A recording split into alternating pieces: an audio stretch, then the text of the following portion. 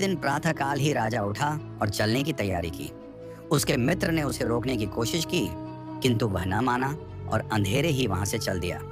रास्ते में चलते चलते वह उस आदमी की का मनन करते बोला, सच्चा मित्र दुख में भी साथ नहीं छोड़ता था। राजा मन में उनारी शिक्षाओं को सुनाने वाले की सराहना करता हुआ बोला, उसकी बातें सत्य सिद्ध हुई। यदि मेरे पास घन न होता तो इस समय मेरे शव को जंगली जानवर खा रहे होते। अब राजा विक्रमादित्य की पुत्री को पाने का यत्न करना आखिरी बात है। लगता है वह भी साथ ही सिद्ध होगी। कई मास की यात्रा के बाद वह एक दिन राजा विक्रमादित्य के दरबार में पहुंचा।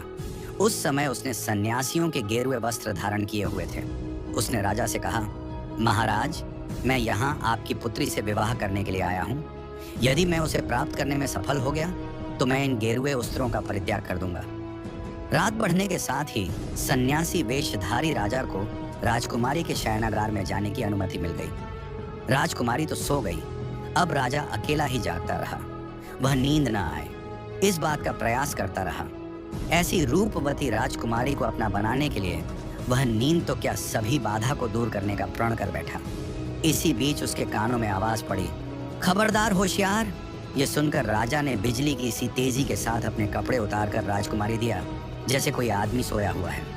वह स्वयं कमरे के एक अंधेरे कोने में लिया गया। उसके चढ़ती हुए हाथों ने अनायास ही तलवार के दस्ते को पकड़ा और वह एकटक पलंग की ओर ताकता रहा।